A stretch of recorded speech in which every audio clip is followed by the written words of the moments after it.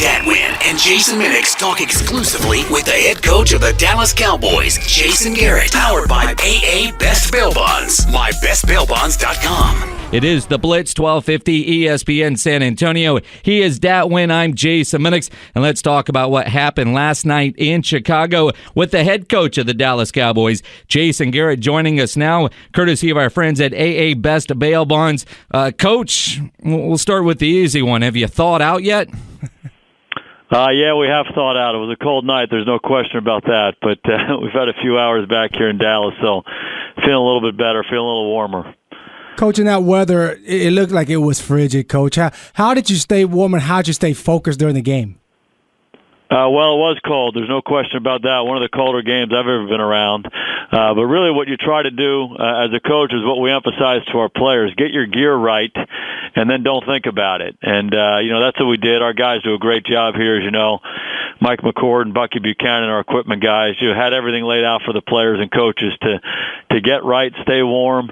So, again, you can focus on your job. You talk about, Coach, focusing on the job. There was a timeout called, and the TV cameras caught Tony Romo. He goes over, he talks to you for a quick second, then he goes over to that heater. I know you're a no-excuse guy, but how much did the weather at least distract guys last night? Well, I actually thought we handled the weather okay. One of the real concerns when you play in weather like that is just handling the football. If you remember a couple of weeks ago when we played up in New York, it wasn't quite as cold, but, we didn't turn the ball over very much, but the ball was loose a few different times in that game. And, I thought both teams handled the ball well. No interceptions, no fumbles in the game. I thought for the most part, we did a pretty good job in that regard. And again, what you're trying to do in that situation is, keep your hands warm. So, those heaters are there for a reason, and the players do a pretty good job of making sure their hands are right during those timeouts when you're just kind of standing out there. And, typically when you're moving around and you're playing, you get warmed up enough and the blood's flowing through your body that you're okay. But when you stop and stand and there's that stoppage of play, you got to make sure you stay warm because those are the times when you can turn the ball loose.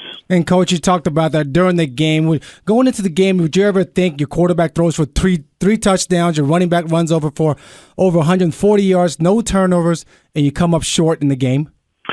Well, it's one of those games, and when you evaluate the game, I think it starts with evaluating how our defense played. And they had 8 drives in the game, and they scored 8 times, and that makes it very difficult. They were able to move the ball fairly consistently, both running it and throwing it. They converted third downs. They converted in the red zone. They made some big plays down the field, but for the most part, they just consistently drove the ball on us, and we couldn't get the stops. And you need to do that. Offensively, we did some really good things, like you said, but at the same time, when you get into a game like that, you have to match what they're doing. And there were a couple occasions on third downs where they put some pressure on us, we weren't able to convert, and we gave them another opportunity. So, we did some positive things on offense, certainly not enough, and then defensively, we certainly got to get better. We can't have games like that anymore. Talking with Dallas Cowboys head coach Jason Garrett here on 1250 ESPN San Antonio. Coach, you talk about the defense and the third down defense. I mean, the Bears converted third downs of 8, 9, 10, 10, 12, and 14 yards. Every week you come on, you talk about fixing things and getting better, but this defense could go down as the worst in the history of the Dallas Cowboys. 3 games left in the regular season. How do you fix the defense at this point?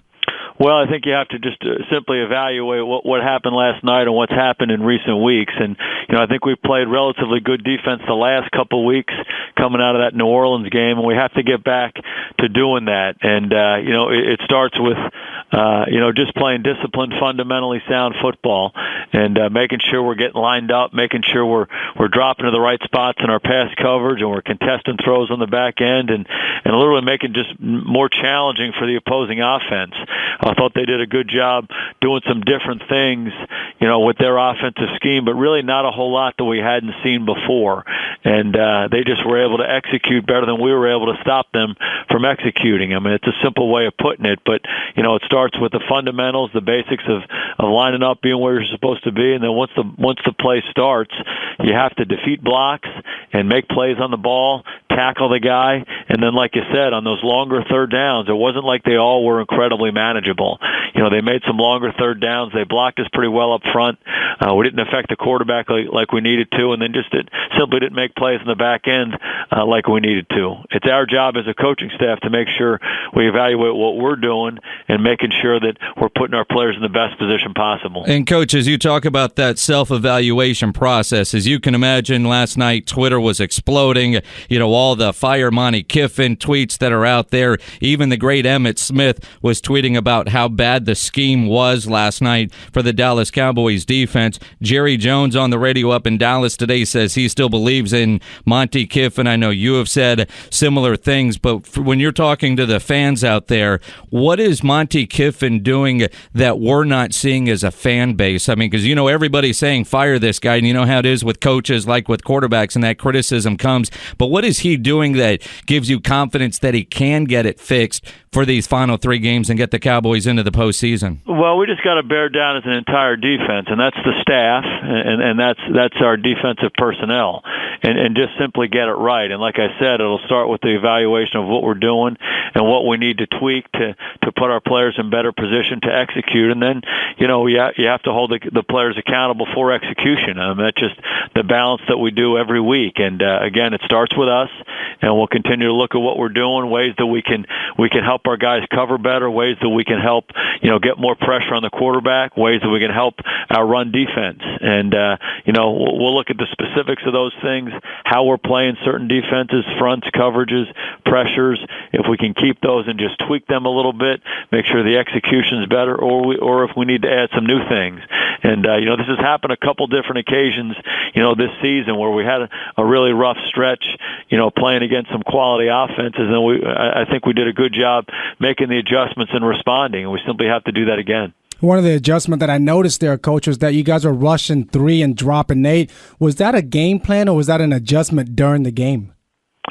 Well, it's something we have in our package. As you know, I mean, sometimes you want to go to that deal where you're rushing just your 3 down guys and dropping one of them out. We did that a little bit in the red zone. We did that a little bit in some situational football out in the field, and that's something we've always done. And it's a way to try to make it a little bit more difficult for the quarterback. Hopefully you still have a favorable matchup rushing the passer that you can exploit. But more than that, you're just trying to get him to reset, rethink, rework himself in the pocket to try to find something. Because when you're dropping 8, there shouldn't be very many holes in the back end. Dallas Cowboys coach Jason Garrett with us here on 1250 ESPN San Antonio. He joins us every Monday after the game, or in this case, Tuesday after the game.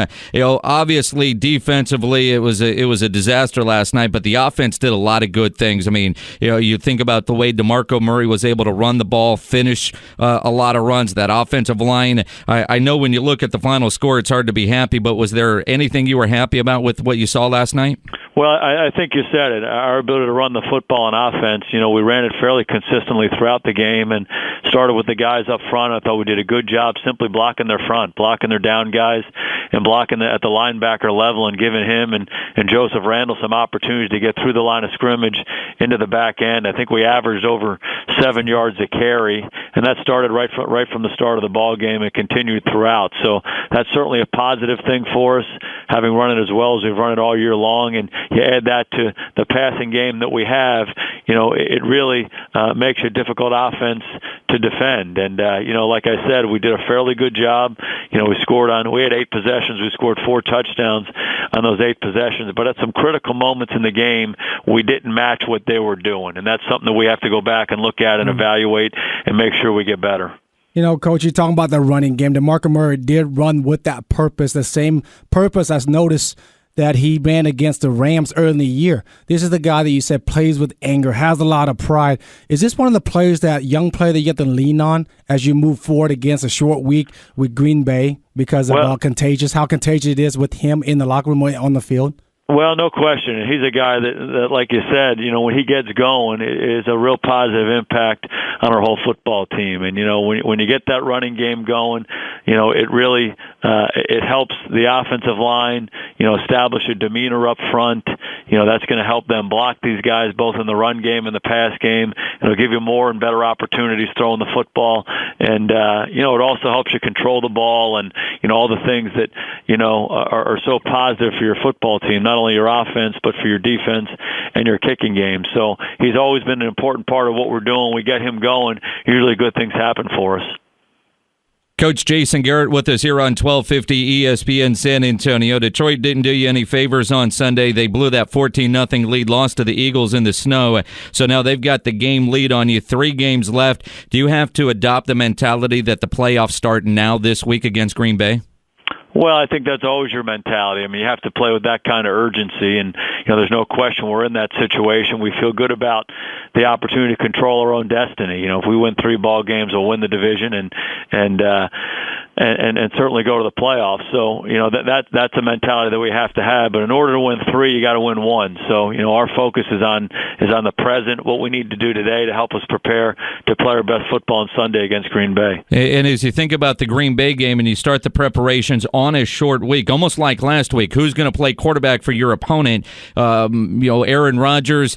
I don't know if he's going to play or not. I know you don't know if he's going to play or not. There's speculation he could come back. How does that affect your game planning when you don't know who that quarterback is going to be? Well, it affects you a little bit, that uncertainty, but you really try to look at how they play with him and without him and who might his substitute be. In this case, it'll be Matt Flynn. So you just have to evaluate the scheme that they're using with each of those guys. Doesn't seem like there's a huge disparity in terms of the plays they want to run and how they want to run their offensive system. It's just a different guy. Aaron Rodgers is arguably as good a quarterback as there is in the league.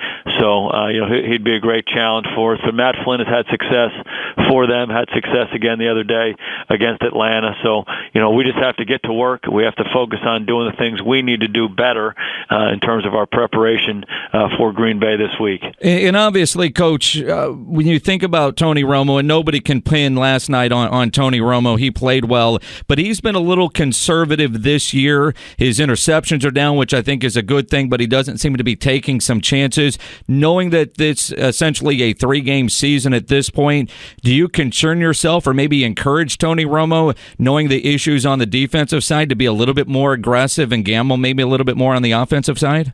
Well, we always want Tony to be aggressive. That's the way we teach playing quarterback. And, if you look at his ratio of touchdowns to interceptions, it's really positive. I think he's in the high 20s on touchdowns and below 10 on interceptions. So that's certainly a positive thing. And just because you keep your interceptions down doesn't mean you're conservative. It means you're probably playing pretty well. And certainly Tony has played well for us throughout the year. He's made a ton of plays for us. He made a number of plays in last night's game.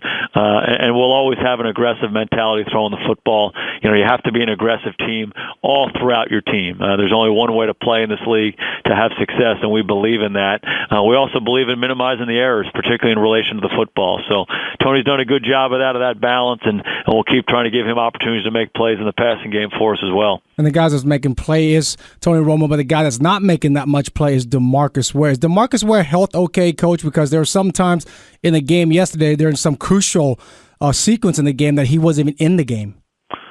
Well, we're rotating our guys like we typically do, and he plays a ton for us up front.